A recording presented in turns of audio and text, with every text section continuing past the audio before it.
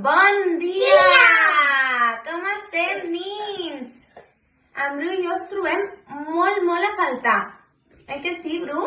Sí. Esperem que estigueu molt bé. Nosaltres us hem preparat un conte. Esperem que us agradi moltíssim. Enviem petons? Fins aviat, nins! Adéu! Aquest és el conte de la cigala i la formiga.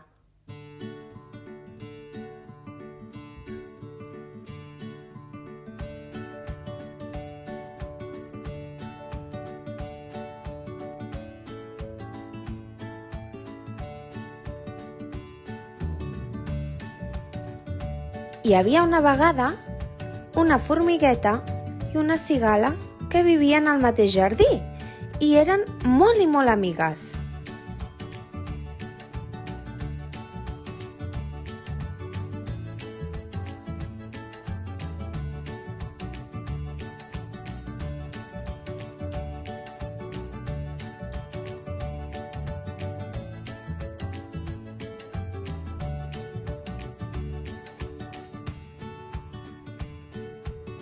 Quan van començar a sortir les primeres flors de la primavera, la formiga va pensar que havia d'emmagatzemar menjar per a l'hivern i per això es va posar a treballar de valent.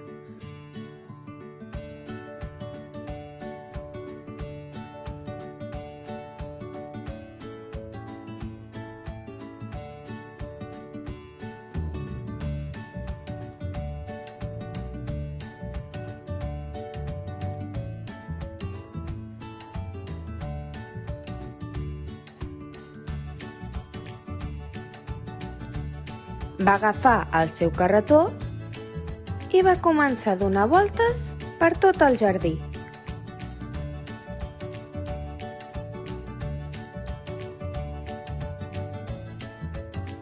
Quan va acabar la primavera, va arribar l'estiu, amb el seu sol radiant i la calor que l'acompanyava.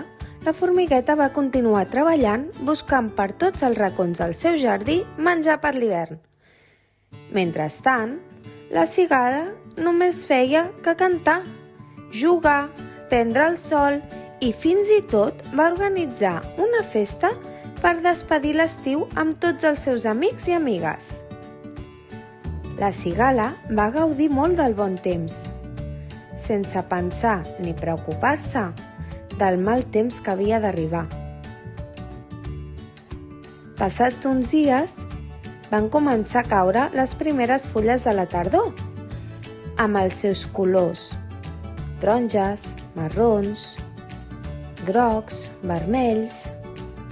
La formigueta ja ho tenia gairebé tot a punt per no passar gana durant tot l'hivern, però la cigala no deixava de cantar i mirava com la formigueta transportava les últimes castanyes de la tardor dins de la seva casa.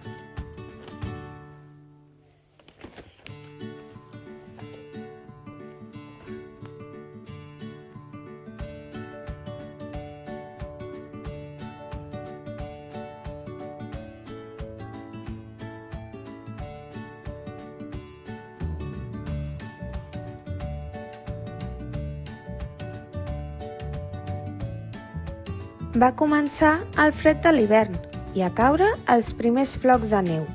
La formigueta es va tancar al seu cau, que era ple fins al sostre de menjar. Per fi podia descansar. Però la seva amiga cigala va començar a tenir molt de fred. Ni amb les fulles de plataner se li passava aquella tremolor.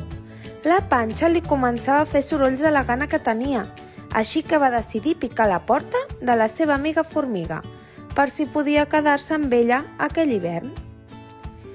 La formiga li va dir que mentre ella treballava, la seva amiga s'havia passat les altres estacions cantant i dormint. Així que és llavors quan la cigala va entendre que si hagués ajudat a la formiga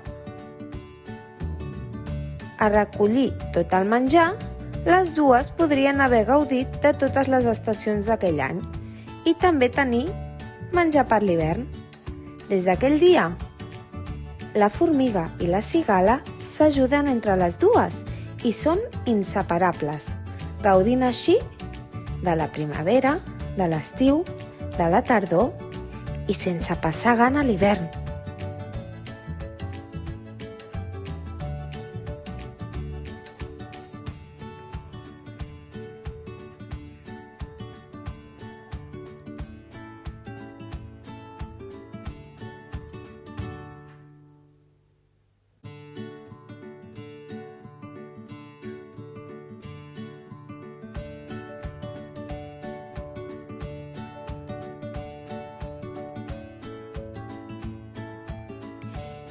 I vet aquí un gos i vet aquí un gat, aquest conte ja s'ha acabat.